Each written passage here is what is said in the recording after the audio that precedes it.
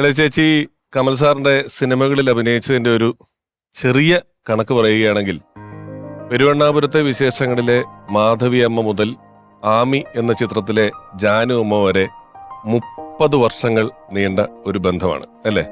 എനിക്ക് തോന്നുന്നു അതിനു മുമ്പ് കമൽ സാറ് ഭരതൻ സാറിന്റെ ശിഷ്യനായിരുന്നു. അപ്പൊ ആ സമയത്ത് ലളിത ചേച്ചി സിനിമയിലുണ്ട്. അന്നേ പരിചയമുണ്ടോ അതോ സിനിമ ചെയ്തപ്പോഴാണോ പരിചയം? തീർച്ചയായിട്ടും ഞാൻ ആ വീട്ടിലൊരു നിത്യ സന്ദർശകനായിരുന്നല്ലോ. എപ്പോഴും പോവും. ചേച്ചി എന്താ പറയാ ആതിഥേയായിട്ട് ഒരുപാട് കാലം. അതിനു മുമ്പും ഞാൻ അസിസ്റ്റന്റ് ഡയറക്ടറായിട്ട് അസോസിയേറ്റ് ആയിട്ടൊക്കെ വർക്ക് ചെയ്യുമ്പോൾ ചേച്ചിയുടെ കൂടെ കുറേ പടങ്ങളിൽ വർക്ക് ചെയ്തിട്ടുണ്ട്. അങ്ങനെ ഞാൻ സിനിമയിൽ വന്ന കാലം മുതൽ തന്നെ ലളിത ചേച്ചിയായിട്ടുള്ളൊരു അടുപ്പമുണ്ട്. ഞാൻ ചേച്ചി ആദ്യം കാണുന്ന ആരവ് എന്ന് പറയുന്ന സിനിമയുടെ ഷൂട്ടിങ്ങായിട്ടൊക്കെ ബന്ധപ്പെട്ട് ഭരതേട്ടന് അതിൻ്റെ ഡിസ്കഷനൊക്കെ നടക്കുന്ന സമയത്താണ്. ഒരിക്കലും ബഹദൂർ ആയിരുന്നു ആ സിനിമയുടെ പ്രൊഡ്യൂസർ. അന്നാണ് ചേച്ചിനെ ആദ്യമായിട്ട് കാണുന്നത്.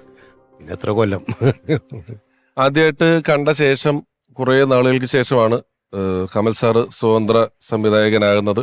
അതിനുശേഷം ഇത്രയും കാലഘട്ടം ഇന്ന് നമുക്ക് പെട്ടെന്ന് പറയുമ്പം അക്കങ്ങളായി പറയുമ്പോൾ 5 വർഷം 10 അല്ലെ 30 എന്നൊക്കെ പറയുന്നത് ചെറുതായിട്ട് തോന്നുമെങ്കിലും ഒരു ജീവിതവുമായി ബന്ധപ്പെടുത്തിയത് പറയുമ്പോൾ ഒരു 30 വർഷം എന്ന് പറയുന്നത് ഒരു വലിയ കാലപരിധിയാണ് അല്ലേ?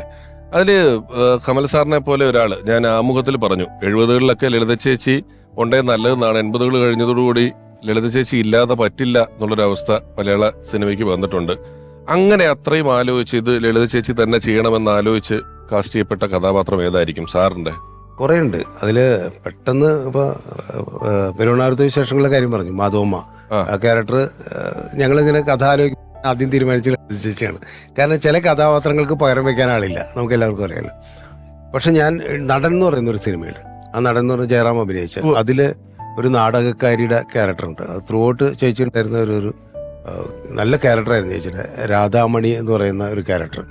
അപ്പോൾ അത് ചേച്ചി ഇല്ലെങ്കിൽ സിനിമ ചെയ്യാൻ പറ്റില്ല എന്നുള്ളൊരു തോന്നലുണ്ടായിരുന്നു. കാരണം നാടകമായിട്ട് അത്രയും അനുഭവമുള്ള ഒരാളെന്ന് പറയുന്നത് ചേച്ചിക്ക് ചേച്ചിയുടെ ജീവിതമായിട്ട് ബന്ധപ്പെട്ട ഒരു കഥാപാത്രം എന്നുള്ള രീതിയിൽ അത് ഞാൻ കഥ ചേച്ചിയോട് പറഞ്ഞപ്പോൾ തന്നെ ചേച്ചി പറഞ്ഞു, ഓഹ് ഇത് എനിക്ക് ഭയങ്കര സന്തോഷം തരുന്ന ഒരു ക്യാരക്ടറാണെന്ന് പറഞ്ഞിരുന്നു.